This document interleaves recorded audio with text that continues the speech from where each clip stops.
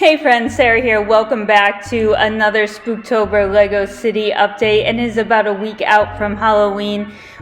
In this video coming up, you are going to see about a week-long progress of our work on the Lego City in amongst Halloween party planning and homeschooling and my own job and all that great stuff that comes up in between. We had a ton of fun building the Lego Scooby-Doo Haunted Mansion. We had a ton of fun working on all of the pieces that you see in this video, and we absolutely had a ton of fun making these spooky chocolate skeleton cakes.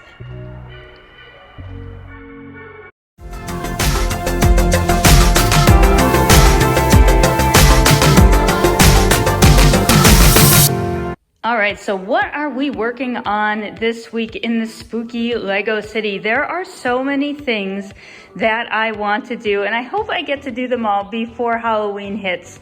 This is just a hugely busy time of the year between homeschooling and my website, so I feel like I have tons of awesome plans, but I can't always get around to doing them, and I'm sure some of you can relate. If you can relate, definitely leave me a comment. So I brought up the Lego City bins from our custom Lego City at Brickfest this year, and I hadn't put out my city since the convention because our space was such a mess. But now that we have the Alex drawers built and in place, I thought it was time to bring the city back up, to put the elevation table back out and just kind of give you guys an idea of where we're going with the spooky town. I am super excited to show off what we've got going so far. And what we've decided actually is that the back row is going to remain just my city buildings, sort of an evergreen theme of city buildings. And this front row will be sort of a changing mix of themes or seasons, anything like that, just to work in a smaller space. The one thing about me is that I love working with constraints, and by that I mean I like being on a deadline. I like knowing that I only have a certain amount of space or a certain amount of parts to use, and I think that I get my best creativity from working with what I have. So what we decided was to actually keep the Spooky Town Street to a single level. I had tried going up a level and I just wasn't feeling the different heights and sizes, and then I still had a lot of open spaces that I didn't think I would really be able to fill before Halloween. And by bringing up my custom Lego City and placing it in the back, it gave it's a nice addition, a nice juxtaposition, as Mr. Bins and Bricks said, to have that brightly colored, fun, playful theme up top, and then have a bit more of a spookier theme down below. I removed the Ghostbusters headquarters, and that is absolutely in my top favorite sets, but in a very small city such as this one, where I really just have one table that I'm working with, it is a giant building. It is fantastic. Base plate size is just too cumbersome to work in with the elevated table that I have in the back. It would mean that everything needed to push backwards more than the other buildings, and then I would have more space up in the front. So we decided just to remove it, to clean up the area and make it a little easier to fit in buildings. And it is a fantastic spooky set, but unfortunately it just created a lot of layout issues. So unfortunately it had to go, but we have so many awesome buildings that we can use anyway. The Haunted House Drop Ride, my custom mock of a spooky science lab, the Monster Fighters Mansion, the Disney Castle, which has been spookified, and we'll keep working on that. We've got jack-o'-lanterns out front, we've got boarded up windows, and then I have this project that I want to work on as well, which is actually going to turn this into a spooky pumpkin patch. We're going to take the Winnie the Pooh idea set, we're going to remove all the flowers and the bright greens, and we're going to add cobwebs, and we're going to add spiders and bats and pumpkins and all sorts of things like that. And I thought that would be a really fun addition to the city. We also have a graveyard coming as well. And as you saw earlier in this video, we put together the Scooby-Doo Haunted Mansion, and I'm going to be working that into a Mills plate design of some sort. I'm not quite sure yet, but that will also fit in. Now, as you can see, my city street on the bottom is already very full, and I do need to place in the train. So what I am going to do, I'm going to go a little bit out of that constraint, and I'm going to add another small IKEA table right in here, so that I can center these buildings a bit more and have the train be able to run around it. When you add a train to a city layout, it takes up a lot of real estate, and I don't want to give up any of these buildings for the train. So for this display, we will make the table wider in this end and center everything over. So I think that will work out just fine. So I'm going to get back to work. I've got a lot of buildings to unpack still for the top layer. I need to clean up all those boxes. They don't belong down here. I need to work on the Scooby-Doo mansion. I need to work on the Winnie the Pooh. And I need to lay out the train and then create the Mills plates for the train. So we decided that we are not going to have a road down in front here of this spooky city. We are going to have a train and a sidewalk area, and then maybe some more pumpkins and things. But we decided that a road would not be quite as spooky. So there'll be plenty of sidewalks for the figs to have fun and do trick-or-treating and all of that, but there will not be any cars. We will just have that ghost train going around. So I have a ton of work to do. So you may have seen on Instagram, but this is one of our hauls from when I was away up in Maine on vacation this past week. We actually purchased the Series 14 collectible minifigures series, and this is my absolute #1 favorite CMF series. We do have a couple of these that we purchased when they actually were in the store, when we had a Toys R Us that had a Lego store, and we would take our son, who was much younger at the time, and we would pick out a blind bag. So the opportunity to pick this up at a pretty reasonable price, and it came with the case as well. So basically the person opened up the figs, put them on the plates inside, closed it up, and then decided at some point he was ready to sell it, and I was ready to buy it. So I am super excited. They will not live in this case. I'm not sure what I will do with the case in general, but they will go on the sidewalks in the spooky section. So I am super looking forward to having them out and about. All right, friends. So I had hoped to have a little bit more progress for you in this video, but so it goes with Lego city building, and pretty much everything is a mess. It's almost the weekend. We have a little bit of everything going on, and we have a busy weekend ahead with different family functions. So I'm not sure how much I'm going to get done, but we're going to take a look at what we've got so far just to give you an idea. And this is pretty much what it looks like when I'm working on the Lego City. I haven't cleaned it up. It is what it is, but as you will see, we did add in the small table right in this section because the train, this is about as tight as we're going to be able to go with the train. I should be able to close it up a little bit. I think I've downscaled the Spooktober display just a little bit for time's sake, because we actually want to be able to change up Spooktober in November with another theme. But what I decided was to get my buildings out from my convention. So as you can see, we have a really nice bright top layer up there. And then here's what we've got so far down here. So I have got some orders that have come in. I did a bricks and pieces order, so a lot of pumpkins and greenery. We have more spider webs. I have a selection of mummies. I have a spooky boy. I don't know what this one is called, but it looked spooky. And when I was buying the spider webs off of Bricklink, I tried to see what other sellers had for minifigs. This is the P costume. And then I also purchased the llama costume. So I had those with the spider webs. And I got 2 different kinds of spider webs. I wasn't sure which ones I was going to like more. These have like little clips on the ends, and then I have ones with the bars, and these are the ones that were on the Pick-a-Brick wall this month. So I have that. I have plenty of black spiders. Now I have plenty of pumpkins. And we built the Scooby mansion, which is now in bits and pieces over here. I do have another brick and pieces order that came in. As you can see, we've got jack-o'-lanterns. We have some skeleton heads, ghost heads, and there are some ghostly pieces in here. You can see ghostly, and the bag's open.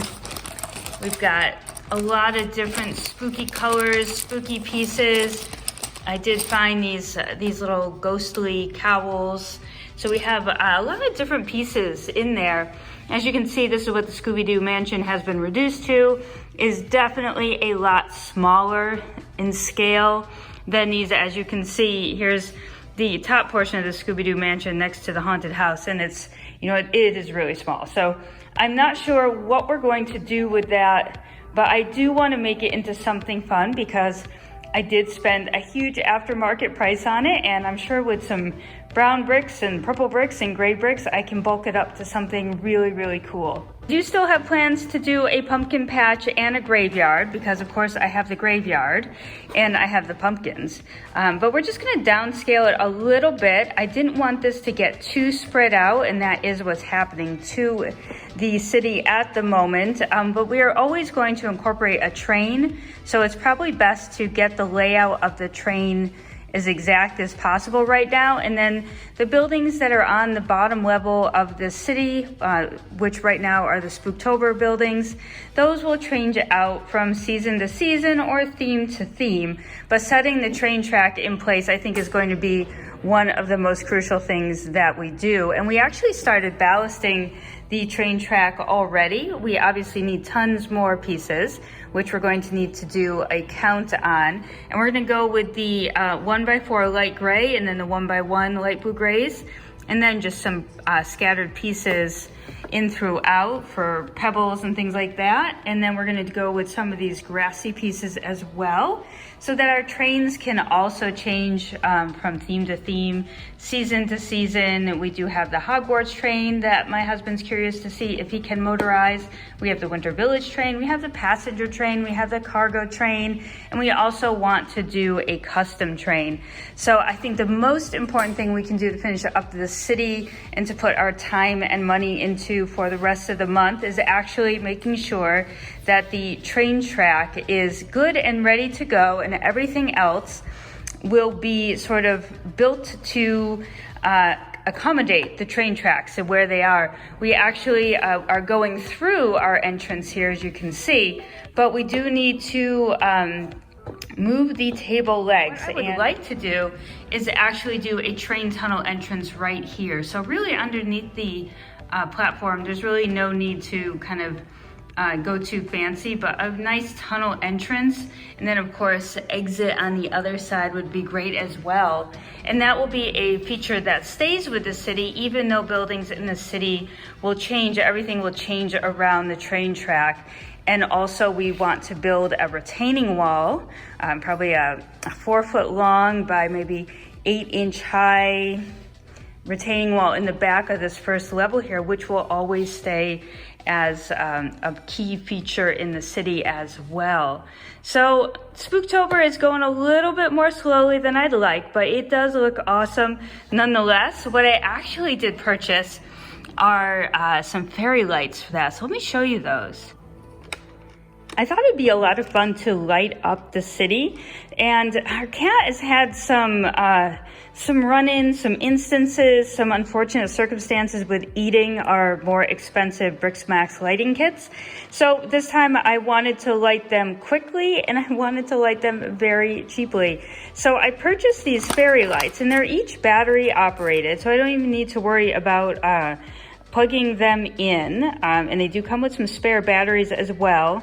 And I'll let you know that I left one on for 24 hours already, and it still is perfectly fine. So good to know on that. But these are just simple fairy lights from Amazon. I'll put the link in the description. I think it cost me $16, and there are how many? 2, 4, 6, 8, 10, 12. So they're 12, $16. Kind of can't go wrong if the cat eats one. It's a live and learn, as opposed to, you know, like a $40 Bricks Max lighting kit for one modular, which we now have like 5 or 6 that aren't working at all. So this is it. And basically you pull out the little tape thing that protects the battery, you flip it on, and boom, I got these purple ones. They come, you can get green, orange, just kind of a regular goldeny hue, which I would use maybe for regular city. And I've actually got one of these already in here. It is a little bit hard to tell because it is, obviously it's bright out, but you can see that there are lights inside, and it's actually, it's pretty easy. You can, you see I just dropped the battery pack. Now you could do a much better job than what I did. I literally just kind of shoved them into each layer.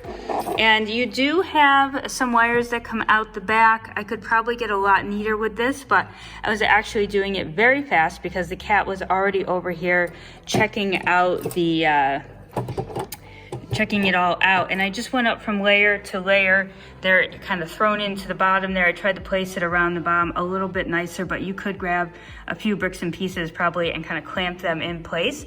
But the wires are very, very thin, so it works between the modular layers quite easily. And if I actually had an open, like a plan inside where there were stairs and the floor was just open a bit, I could have placed them around and gone right up through the floor, and they wouldn't be on the backside. So it'll be something to think about in the future. But to be honest, at like $1 and change for a little set of lights, just to give it a little bit of glow, I think is absolutely perfect.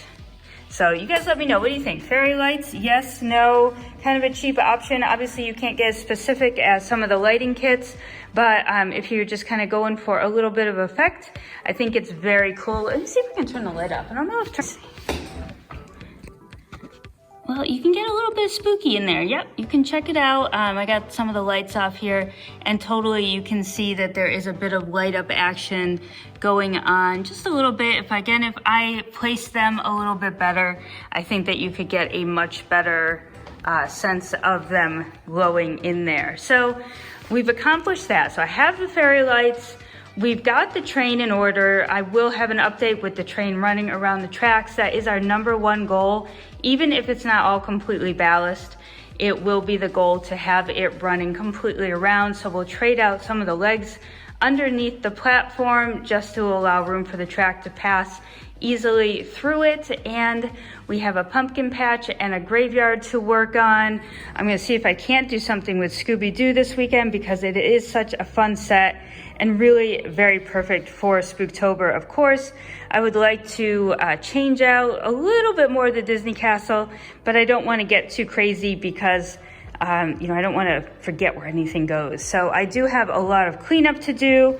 I have a lot of work to do, but I basically work right here at this table anyway. So, and I went and did it again. I decided we needed to do a change in that I actually did not like adding this extra table in.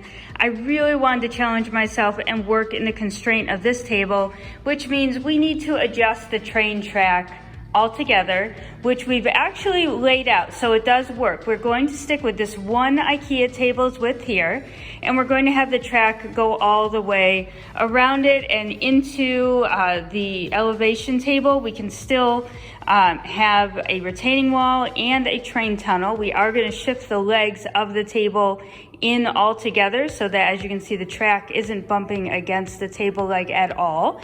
And we did have to make it a little bit smaller up top where the modulars are. We do still have this whole base plate that will be part train track and part whatever else we want it to be. And then we will switch out this here. Obviously this isn't going to work. And one of the biggest changes that we're going to do, you'll see we actually have some more room over here to work on.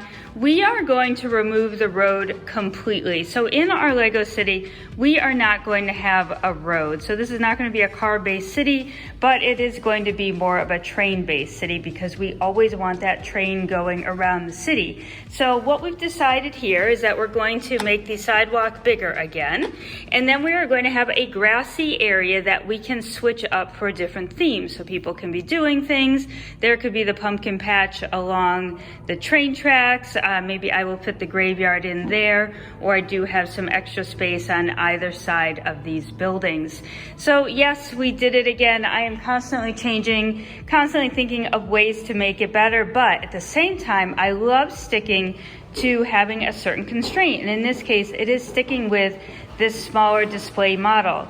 So we're gonna get to work making some more mills, redoing the mills plates with the train road on it, and we will see you in the next update.